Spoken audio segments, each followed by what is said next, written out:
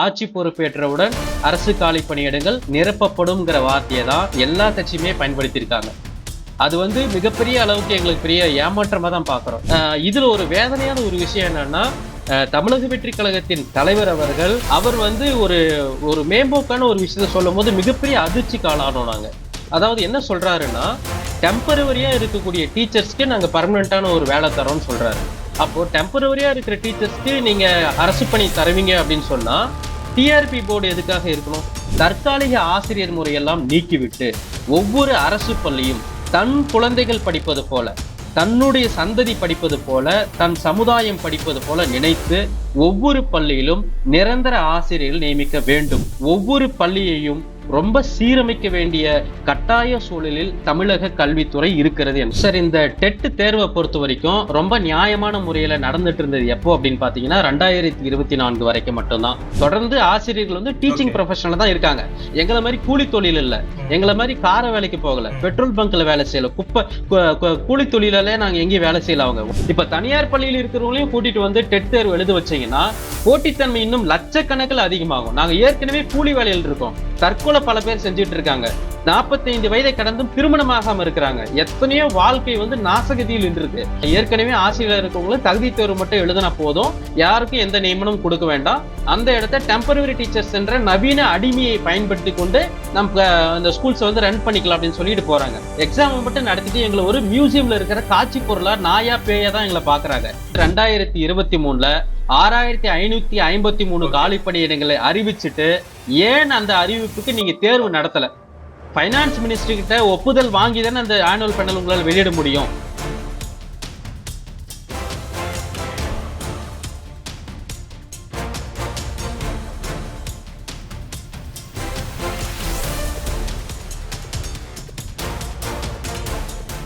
நேயர்கள் அனைவருக்கும் வணக்கம். இன்று நம்முடன் இணைந்திருக்கக்கூடிய சிறப்பு விருந்தினர் நியமன தேர்வில் தேர்ச்சி பெற்ற இடைநிலை ஆசிரியர் கூட்டமைப்பின் மாநில தலைவர் திரு பார்த்திபன் அவர்கள். வணக்கம் சார். வணக்கம் சார். சார், நீங்க பல்வேறு கோரிக்கைகளை முன்வைத்து நிறைய முறை இப்ப இருக்கக்கூடிய ஆட்சியாளர்களை சந்திச்சிருக்கீங்க. பணி நியமனம் செய்ய வேண்டும், தகுதியான நபர்கள் இன்னும் வேலை கிடைக்காம இருக்காங்க அப்படிங்கிற மாதிரி நிறைய கோரிக்கைகளை முன் வச்சிருந்தீங்க. ஸோ இந்த அரசு முடிஞ்சிருச்சு. இப்ப புதிய அரசு, ஏற்கனவே இருக்கக்கூடிய அரசோ இல்லை புதியதாக ஒரு அரசோ பதவி ஏற்கிறதுக்கான வாய்ப்புகள் இருக்கு. எது அமைந்தாலுமே அது ஒரு புதிய அரசா தான் நம்ம கருத போறோம். ஸோ இந்த புதிய அரசுல உங்களுக்கு என்னென்ன கோரிக்கைகள் நிறைவேற்றி கொடுக்கணும்? இந்த அரசு வந்த உடனே எங்களுக்கு இதை கண்டிப்பா பண்ணணும், அதுக்கு எங்களுக்கான அந்த கோரிக்கைகள் நாங்க தொடர்ந்து முன் வச்சுக்கிட்டு இருக்கோம், அதை முடிச்சு கொடுக்கணும் அப்படிங்கிற மாதிரி நிறைய விஷயங்கள் இருக்கும்ல சார், அதை பத்தி கொஞ்சம் எங்க கிட்ட ஷேர் பண்ண முடியுமா? வணக்கம் சார். நாங்க தொடர்ந்து 2013 இருந்து பல முறை தேர்வு எழுதியிருக்கோம். நீங்களே எங்களுக்கு 2-3 முறை இன்டர்வியூ பண்ணிருக்கீங்க. உங்களுக்கு எல்லா விஷயங்களும் தெரிஞ்சிருக்கும். களத்துல கூட நேரடியா நீங்க பார்த்திருக்கீங்க. கடந்த ஆண்டை பொறுத்த வரைக்கும் ஒரே வருஷத்துல 8 போராட்டங்களை சென்னையில நாங்க மேற்கொண்டிருக்கோம். அந்த 8 போராட்டமும் பெரிய அளவுக்குள்ள எங்களுக்கு கை கொடுக்கல. அரசுல பெரிய அளவுக்கு நம்பிக்கையான வார்த்தைகளும் கொடுக்கப்படல. கல்வித்துறை சார்ந்து கொடுத்த நம்பிக்கையான வார்த்தைகளை நாங்க வாங்கிக்கிட்டு போராட்டங்களை திரும்ப பெற்றது. மனு கொடுக்கறதோட இருந்தது. துணை முதலமைச்சரை சந்திக்கிற நிகழ்வு, முதல்வரை சந்திச்சுக்கிற நிகழ்வு, இது எல்லாமே டைம் கொடுக்கப்பட்டு பின்பு மறுக்கப்பட்டது. இப்ப தேர்தல் நெருங்குற சமயத்துல நாங்க எதிர்பார்த்தது எல்லாமே குறைஞ்சபட்சம் தேர்தல் அறிக்கையிலையாவது இடம் பெறுமா அப்படின்னு நாங்க பார்த்தோம். குறிப்பா எங்களோட கோரிக்கை, அதாவது 2013 இருந்து 2024-25 வரைக்கும் தேர்வு எழுதி காத்திருக்கிற எங்களுக்கு எந்த நிபந்தனையும் இல்லாம அரசு உடனடியாக எந்த அரசு வந்தாலும் அரசு வந்த உடனே நாங்க உங்க கோரிக்கையை நிறைவேற்றுறோம் அப்படின்னு சொல்லிட்டு நேரடியாக எந்த அரசும் தேர்தல் அறிக்கையில அவங்க அந்த வார்த்தையை பயன்படுத்தல. ரொம்ப டெக்னிக்கலான ஒரு வார்த்தையை பயன்படுத்துறாங்க. எப்பயுமே பொதுவா ஒரு வார்த்தையை சொல்ற மாதிரி பொதுவான ஒரு வார்த்தையாக எல்லா கட்சியுமே, எந்த கட்சியுமே தனிப்பட்ட முறையில அரசு துறை ஆசிரியர்கள்லாம் ஒரு ஆசிரியர்கள் மட்டும் கிடையாது. ஆசிரியர்லாம் பல துறைகள் இருக்காங்க.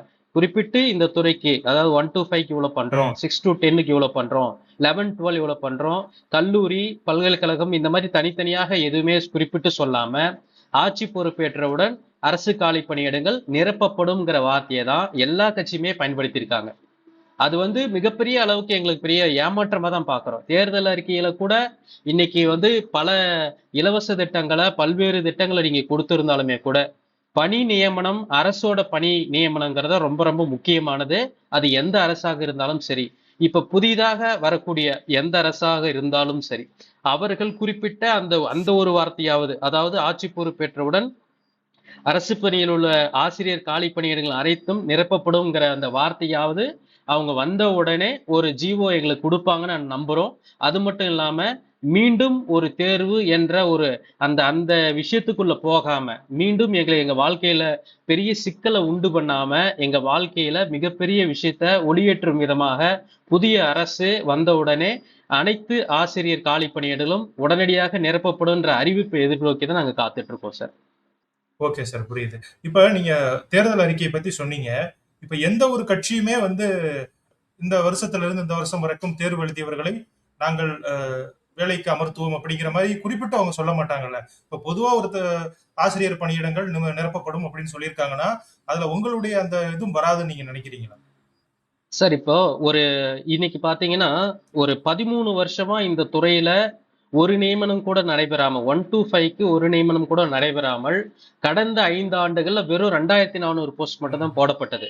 ஆனா அந்த தேர்தல் அறிக்கையில என்ன குறிப்பிட்டிருக்காங்க 177 அப்படின்னா ஆட்சி பொறுப்பேற்றவுடன் டெட் தேர்வுல தேர்ச்சி பெற்ற அனைவருக்கும் எந்த நிபந்தனையும் இல்லாம பணி நியமனம் வழங்குவோம் அப்படின்னு சொல்லியிருக்காங்க. அந்த அந்த குறைந்தபட்ச அறிக்கை கூட அதுல இல்ல. இது யார் சொல்லியிருக்கா பொதுவா சார்? திமுக அரசு சொல்லியிருந்தது. திமுக அரசு 177ல சொல்லியிருந்தது. திமுக கட்சியில இருந்து வந்து ஆமா, அந்த அறிக்கையை கொடுத்திருந்தாங்க. இப்போ என்ன சொல்றாங்கன்னா, பொதுவா அரசு காலி பணியிடங்கள் 1,50,000 நாங்க நிரப்புவோம்னு சொல்றாங்க. சென்ற ஆட்சி காலத்துல பல முறை நாங்க இந்த 177 தேர்தல் அறிக்கையை வலியுறுத்தி கேட்டிருக்கோம். 110 விதியின் கீழ முதலமைச்சர் சொன்னதை வலியுறுத்தி கேள்வி கேட்டிருக்கோம். நிறைய போராட்டங்கள் பண்ணியிருக்கோம். அறவழி முறையில நிறைய விஷயங்கள் பண்ணியிருக்கோம். ஆனா எதுவுமே எங்களுக்கு வந்து கைகூடல. மிகப்பெரிய வருத்தத்துல இருக்கோம் அந்த விஷயத்தை பொறுத்த வரைக்கும். அடுத்ததா அதிமுக எடுத்துக்கிட்டீங்கன்னா அவங்க சொல்லக்கூடிய விஷயங்கள் என்னன்னா கிட்டத்தட்ட 2,00,000 ஆசிரியர் காலி பணியிடங்கள் இருக்கு மொத்த துறையும் சேர்த்து நாங்க நிறைவேற்றுவோம் அப்படின்னு சொல்லிட்டு அவங்களும் அரசு காலி பணியிடங்கள் அதாவது ஆசிரியர் காலி பணியிடங்களை ஆட்சி பொறுப்பேற்றவுடன் நிறைவேற்றுவோம்னு சொல்லியிருக்காங்க. இதெல்லாம் கடந்து தமிழக வெற்றி கழகம் நான் பரவலாவே எல்லார் கட்சியோட தேர்தல் அறிக்கையும் நாங்க எதிர்பார்ப்போம். எங்களுடைய கோரிக்கைகளை யாராவது தாங்குறாங்களான்னு பார்ப்போம். தமிழ்நாட்டில் இருக்கக்கூடிய அனைத்து தலைவர்களும் சந்தித்து கொடுத்தது போலதான் இந்த கட்சிக்கு நம்ம வந்து கொடுத்திருக்கோம். ஆனால் இதுல ஒரு வேதனையான ஒரு விஷயம் என்னன்னா தமிழக வெற்றி கழகத்தின் தலைவர் அவர்கள் இத்தனாயிரம் அதாவது ஒரு புதிய கட்சி வருதுன்னா எங்கெல்லாம் டேமேஜ் இருக்கு பழைய ஆண்ட கட்சிகள் எங்கெங்கெல்லாம் மிஸ்டேக் பண்ணாங்களோ அதை கேதர் பண்ணி அந்த பிரச்சனையை நிவர்த்தி பண்ணணும். அதுதான் புதிய கட்சியோட அழகு. ஆனால் இந்த இவ்வளவு வருஷம் காலிப்படையில் இருக்கு, இவ்வளவு போராட்டங்களை மேற்கொண்டுட்டு இருக்கோம். அவங்க கட்சியிலேருந்தே சில குறிப்பிட்ட தலைவர்களை கூப்பிட்டு நாங்க இந்த மாதிரிலாம் விஷயத்த கூட சொல்லியிருக்கோம். ஆனாலும் அவர் வந்து ஒரு ஒரு மேம்போக்கான ஒரு விஷயத்த சொல்லும் போது மிகப்பெரிய அதிர்ச்சிக்கு ஆளானோம் நாங்க. அதாவது என்ன சொல்றாருன்னா டெம்பரவரியா இருக்கக்கூடிய டீச்சர்ஸ்க்கு நாங்க பர்மனண்டான ஒரு வேலை தரோம்னு சொல்றாரு. அப்போ டெம்பரவரியா இருக்கிற டீச்சர்ஸ்க்கு நீங்க அரசு பணி தருவீங்க அப்படின்னு சொன்னா டிஆர்பி போர்டு எதுக்காக இருக்கணும்? டீச்சர் ரெக்யர்மெண்ட் போர்டு எதுக்காக இருக்கணும்? அது கேள்விக்குறியாக்கப்படுகிறது. அப்போ இத்தனை வருஷமா பாதிக்கப்பட்ட ஆசிரியர்களை அவர்களோட பிரச்சனையை வந்து என்னன்னு கூட தெரிஞ்சுக்காம நேரடியாக தற்காலிக ஆசிரியர் நாங்க நியமனம் பண்றோம்னு சொல்லி ஒரு புதிய கட்சி சொல்லும் போது மிகப்பெரிய அதிர்ச்சிக்கு வந்து நாங்க ஆளாக்கப்படுறோம். இப்ப அவங்க பெரிய மாற்றுன்னு சொல்லி நிறைய இடங்கள்ல பேச வராங்க. அப்படி இருக்கும்போது ஒவ்வொரு வார்த்தையும் கவனமாக அவர் கையாள வேண்டும் என நாங்க கேட்டுக்கிறோம். அவங்களோட கட்சியில் இருக்கக்கூடிய அடுத்த கட்ட தலைவர்களோட சந்திச்சு நாங்க எங்களோட கோரிக்கை சொன்னோம். அதாவது அவர் சொன்ன வார்த்தை வந்து எங்களுக்கு வந்து பிடிக்கல.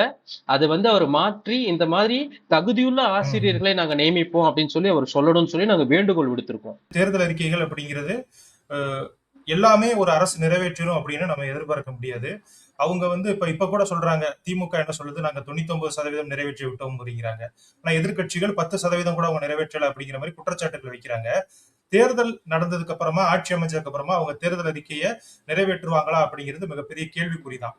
ஆனா ஒருவேளை புதிய அரசு அமைஞ்சிச்சு அப்படின்னா ஆசிரியர் கூட்டமைப்பு சார்பில் நீங்க ஒரு கூட்டமைப்பு வச்சிருக்கீங்க. இந்த கூட்டமைப்பு சார்பிலையோ இல்ல மத்த அதாவது உங்க கூட்டமைப்புலயும் இல்லாம ஒரு சில ஆசிரியர்கள் இருப்பாங்க. அவங்களும் உங்களை மாதிரியே பாதிக்கப்பட்டவர்களா இருந்திருப்பாங்க. சோ அவங்களுக்காகவோ நல்லது செய்யணும் அப்படின்னா இதை முதல்ல செய்யணும் அப்படின்னா எதை நீங்க சொல்லுவீங்க? அதாவது ஆசிரியர் காலி பணியிடங்களை நிரப்புவதை தவிர்த்து இவ்வளவு நாளா நீங்க வந்து தனியார் ஸ்கூல்ல வேலை பார்த்திருப்பீங்க, இல்லைன்னா வேறு ஏதாவது வேலை. நீங்களே போன இன்டர்வியூல கூட சொல்லியிருப்பாங்க, கட்டட வேலை பார்த்திருக்காங்க, நிறைய பேர் வேலை கிடைக்காம ஆமா, உயிரிழந்துட்டாங்க அப்படிங்கிற மாதிரி எல்லாம் சொல்லியிருக்காங்க. ஆமா. இது கண்டிப்பா. போன்ற சம்பவங்கள் இனிமே நடக்காம இருக்கிறதுக்கு இந்த அரசு, புதிய அரசு என்ன பண்ணணும்னு நினைக்கிறீங்க? கண்டிப்பா இருக்குங்க சார். அதாவது எந்த புதிய ஆட்சி அமைஞ்சாலும், வரக்கூடிய பள்ளிக்கல்வித்துறை அமைச்சர் உடனடியாக அரசு பள்ளியில என்ன தேக்க நிலையில இருக்கு? கல்வி ஏன் தரமற்று இருக்கு? ம். அதாவது தமிழ்நாடு உயர்கல்வியில உயர்வா இருக்கு. நல்லா புரிஞ்சுக்கணும். இந்தியாவிலேயே ம். உயர்கல்வியின் விகிதம் தமிழ்நாடு ஃபர்ஸ்ட்ல இருக்கு. ஏன் தொடக்க கல்வியில் இல்ல? தொடக்க கல்வியில உயர் விகிதம் வராததுக்கு காரணம் என்ன அப்படின்னா, ஆசிரியர் பற்றாக்குறை தான். அப்போ ஒரு புதிய ஆட்சி அமைந்தவுடன் நிரந்தர அரசு, நிரந்தர முதலமைச்சர், நிரந்தர எம்எல்ஏ, நிரந்தர அமைச்சர்கள் இருக்கும் பொழுது ஏன் நிரந்தர ஆசிரியர்கள் இருக்கக்கூடாது? தற்காலிக ஆசிரியர் முறையெல்லாம் நீக்கிவிட்டு ஒவ்வொரு அரசு பள்ளியும் தன் குழந்தைகள் படிப்பது போல, தன்னுடைய சந்ததி படிப்பது போல, தன் சமுதாயம் படிப்பது போல நினைத்து ஒவ்வொரு பள்ளியிலும் நிரந்தர ஆசிரியர்கள் நியமிக்க வேண்டும். அப்படி நியமிக்கப்படவில்லை எனில், அதாவது இப்போ வந்து ஒரு பிஓ சர்க்கிள்ல ஒரு சர்வே எடுக்கிறாங்க சார். எத்தனை ஸ்கூல் இருக்கு, எத்தனை மாணவர்கள் இருக்காங்க, எத்தனை மாணவர்களுக்கு எத்தனை ஆசிரியர்கள் தேவைப்படுறாங்கன்னு ஒரு சர்வே கொடுக்குறாங்க. எங்களோட கோரிக்கை நாங்க வந்து அதிகமா சொல்லலாம். 18,000 இருக்கு, 20,000 வேக்கன்ட் இருக்கு நாங்க சொல்லலாம். அதெல்லாம் கூட வேண்டாம். 450 பிளாக்ல சொல்லக்கூடிய தகவல் அடிப்படையில அனைத்து பள்ளிகளிலும் உடனடியாக தகுதி உள்ள தேர்ச்சி பெற்று அனைத்து ஆசிரியர்களுக்கும் பணி நியமனம் வழங்கணும்னு சொல்லி நாங்க கேட்டுக்கிறோம். அதே போல வரக்கூடிய பள்ளிக்கல்வித்துறை அமைச்சரை நாங்கள் நேரடியாக சந்தித்து வாழ்த்து தெரிவித்து எங்கள் பிரச்சனையை மீண்டும் மனுக்கள் மூலியமாக தெரிவிப்போம். அது மட்டுமல்ல, தகுதி தேர்வு மற்றும் நியமன தேர்வு எழுதி 1 to 5ல இருந்து எங்களோட கூட்டமைப்பு இருக்கு. அதே போல 6ல இருந்து 8க்கு இருக்கக்கூடிய இன்னும் பல கூட்டமைப்புகள் இருக்கு. எல்லோரும் சேர்ந்து எங்கள் ம். கோரிக்கையை நாங்கள் வலியுறுத்துவோம்.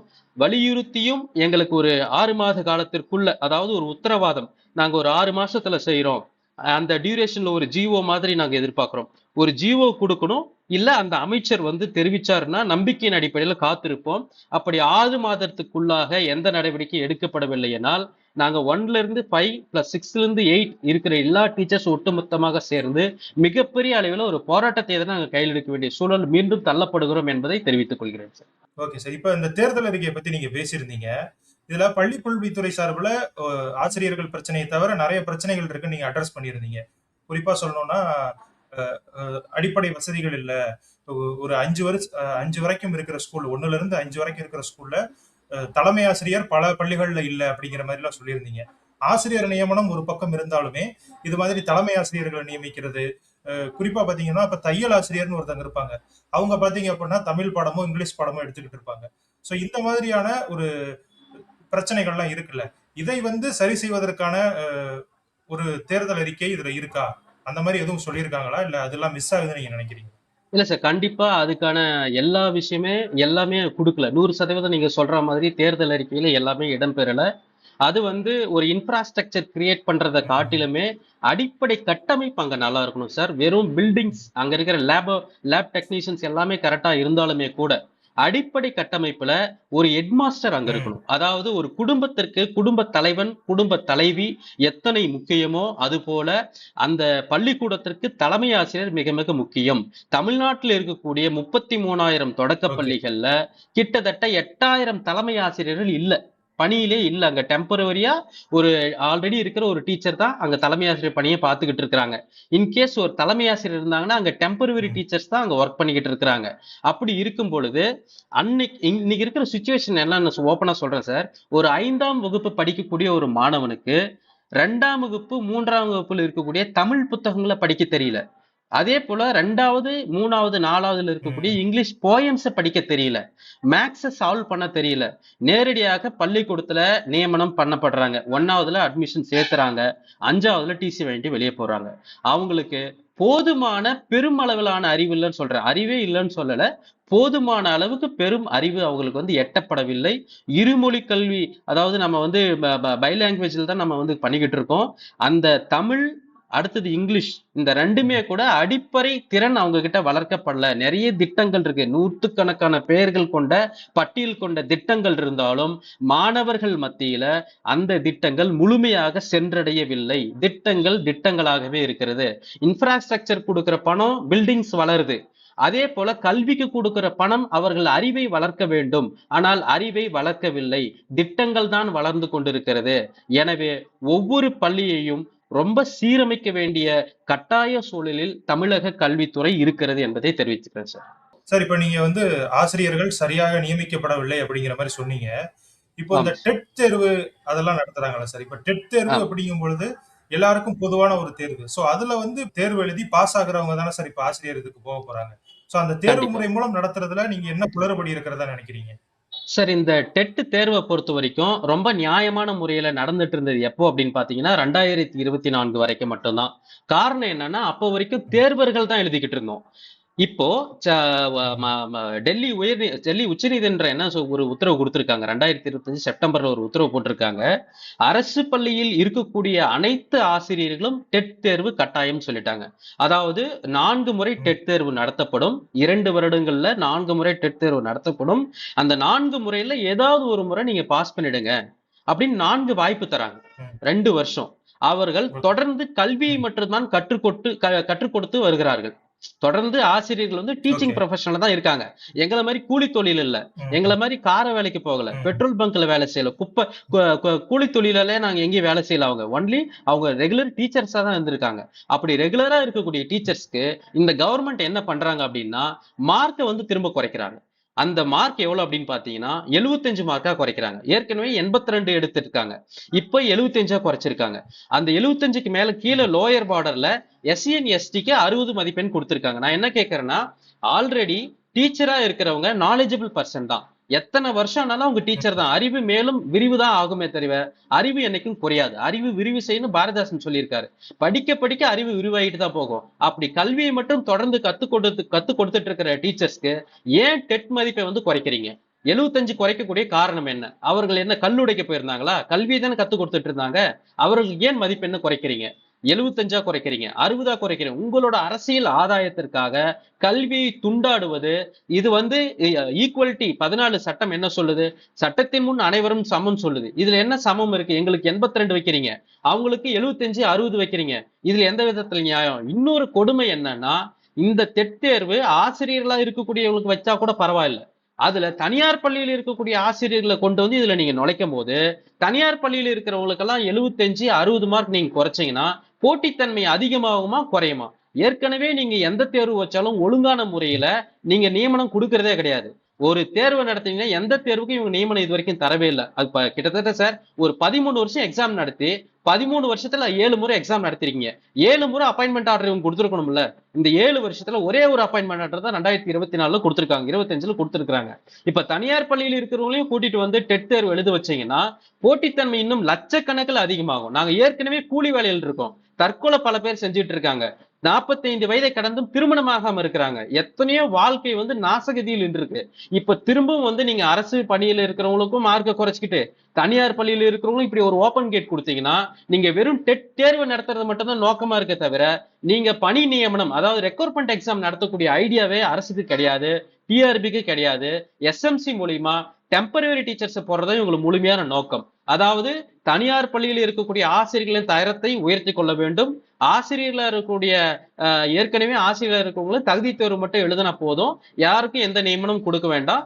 அந்த இடத்த டெம்பரரி டீச்சர்ஸ் என்ற நவீன அடிமையை பயன்படுத்தி கொண்டு நம்ம அந்த ஸ்கூல்ஸ் ரன் பண்ணிக்கலாம் அப்படின்னு சொல்லிட்டு போறாங்க. சென்னை ஹைகோர்ட் 2018ல ஆர்டர் கொடுத்திருக்கு. எந்த ஸ்கூல்லயுமே டெம்பரரியா டீச்சர்ஸை மெயின்டைன் பண்ணாதீங்க. இனிமே பணி அதான் ம். இந்த 149 ஜிஓ மூலியமா ரெக்ரூட்மெண்ட் எக்ஸாம் நடத்தி எல்லா ஸ்கூல்ஸ்லயும் பெர்மனன்ட் டீச்சர்ஸ் தான் இருக்கணும், டெம்பரரி டீச்சர்ஸ் இருக்கக்கூடாதுன்னு சொல்லிட்டு சென்னை ஹைகோர்ட் சொல்லுது. ஹைகோர்ட்டோட ஆர்டரையும் மதிக்கல. ஏற்கனவே தகுதி பெற்ற ஆசிரியரோட வேதனையும் புரிஞ்சுக்கல. எதுக்கு இந்த டிஆர்பி போர்டு இப்படி செயல்படுறாங்க? அப்ப ஏன் தேர்வு வைக்கிறீங்க? சரி, இப்ப நீங்க டெம்பரரி வருஷம் டீச்சர்ஸ் வருஷம் இல்ல வருஷம் இத்தனை ரெக்ரூட்மெண்ட்டை நிறைவேற்றணும் அப்படின்னு ஒரு ஆனுவல் பிளான் மாதிரி இருக்கும்ல சார்? அது சரியான ஆமா முறையில நிறைவேற்றப்படுதா டிஆர்பியால? சார், அப்படி ஆனுவல் பேனல் அறிவிக்கிறது அறிவிப்புகளாக மட்டுமே இருக்குது. அப்படியே மீறி போய் இவங்க ஒரு தேர்வு நடத்தினாங்கன்னா அந்த தேர்வு மட்டும் தான் நடத்துறாங்க. 800 ரூபாய் ஃபீஸ் ஆகுது. வருஷத்துக்கு 15,000 ரூபாய் கோச்சிங் கிளாஸ்ல ஃபீஸ் கட்டி நாங்க படிக்கிறோம். அந்த 15,000மும் லாஸ். ஃபீஸ் கட்டுற அந்த 800 லாஸ். எக்ஸாம் மட்டும் நடத்திட்டு எங்களை ஒரு மியூசியம்ல இருக்கிற காட்சி பொருளா நாயா பேயா தான் எங்களை பாக்குறாங்க. இப்ப 2025ல ஆனுவல் பிளானர்ல டெட் பேப்பர் 1க்கு அட்வர்டைஸ்மெண்ட் அங்க நோட்டிபிகேஷனே கிடையாது. 2026ல நோட்டிபிகேஷன்ல எங்க பேரே கிடையாது, எஸ்ஜிடிங்கிற பேரே இல்ல. அப்புறம் என்ன பிளானர் ரெடி பண்றீங்க? ஒரு பிளானருங்கிறது எதுக்காக ரெடி பண்ணோம்? அனைத்து தரப்பட்ட ஆசிரியர்களுக்கும் தேர்வு நடத்துவதுதான் ஆனுவல் பிளானர். அப்படி நாங்க ஆசிரியர்களே இல்லையா? அப்போ 1 to 5க்கு ஆசிரியர்களே தேவையில்லைன்னு நினைக்கிறீங்களா? அப்ப அவங்களோட நோக்கம் என்னன்னா, டெம்பரவரியா வச்சுக்கிட்டு நவீன அடிமையை பயன்படுத்தி கொண்டு அப்படியே நகர்த்திக்கிட்டு போலாம், எல்லா வேலையும் அவங்களுக்கு வாங்கிக்க முடியும். அதாவது ஒரு அரசு பணியாளர்கிட்ட, அதாவது ஒரு பெர்மனன்ட் டீச்சர்ஸ் கிட்ட நீங்க உங்களால ஒரு ஆர்டர் வாங்க முடியாது. நீ போய் அந்த கிளாஸை பாரு, இந்த கிளாஸை பாரு, ஆர்டர் பண்ண முடியாது. ஆனா ஒரு டெம்பரவரி டீச்சர்ஸ் கிட்ட நீங்க ஒரு நாளுக்கு 8 கிளாஸ் எடுன்னு சொல்லி உங்களால ஆர்டர் பண்ண முடியும். ஒரு வாரத்துக்கு 6 நாள் வாங்கன்னு சொல்ல முடியும். லீவ் எடுக்க கூடாதுன்னு சொல்ல முடியும். என்ன கூலி வேலை வேணாலும் அவங்கள வச்சு கூலி தொழிலாளி போலதான் ஸ்கூல்ல நடத்திட்டு இருக்காங்க. அவர்களை கூலியாகவே கடைசி வரை வைத்துக்கொண்டு கல்வியை அடி பாதாளத்துக்கு கொண்டு போவது அந்த பள்ளியில் இருக்கக்கூடிய தலைமை ஆசிரியர் தான் சார். 2023ல 6553 காலி பணியிடங்களை அறிவிச்சுட்டு ஏன் அந்த அறிவிப்புக்கு நீங்க தேர்வு நடத்தல? பைனான்ஸ் மினிஸ்டர் கிட்ட ஒப்புதல் வாங்கி தானே அந்த ஆனுவல் பேனல் உங்களால் வெளியிட முடியும். அப்படி வெளியிடப்பட்ட 6553 காலி பணியிடங்களுக்கு ஏன் தேர்வு நடத்தலன்னு நான் கேட்கிறேன். என்ன காரணம்? டிஆர்பி ஏன் அந்த வருஷம் 2023ல ஏன் தேர்வு நடத்தல? அப்புறம் ஏன் ஃபீஸ் கலெக்ட் பண்ணீங்க? எதுக்காக தேர்வு நடத்தல? இந்த மாதிரியான பல பல பல வருஷம் பண்ணிட்டு இருக்காங்க. தேர்வு அப்ளிகேஷன் அப்ளை பண்ணிடுவோம், ஆனா தேர்வு நடத்த மாட்டாங்க. இந்த மாதிரி பல குளறுபடிகள் இருக்குங்க சார். வரக்கூடிய ஆட்சி காலத்துல இந்த மாதிரி குளறுபடிகள் எதுவும் இல்லாமல் வரக்கூடிய பள்ளிக்கல்வித்துறை அமைச்சர் எங்களுடைய கோரிக்கையை நிறைவேற்றும் பொறுத்து தமிழ்நாடு முழுவதும் எங்கள் பொது நிதியை நாங்க வசூல் பண்ணி கூட அவருக்கு ஒரு கோயில் கட்டி கூட நாங்க கும்பிடுறோம். எங்களுக்கு மீண்டும் மறு தேர்வு எதுவும் இல்லாமல் தகுதி தேர்வு மற்றும் நியமன தேர்வில் தேர்ச்சி பெற்ற அனைவருக்கும் பணி நியமன ஆணை வழங்குவோம் என்ற அரசாணையை எதிர்பார்த்து காத்திருக்கிறோம் சார். ரொம்ப நன்றிங்க சார். நன்றி சார், நன்றி, ரொம்ப நன்றி. நன்றி.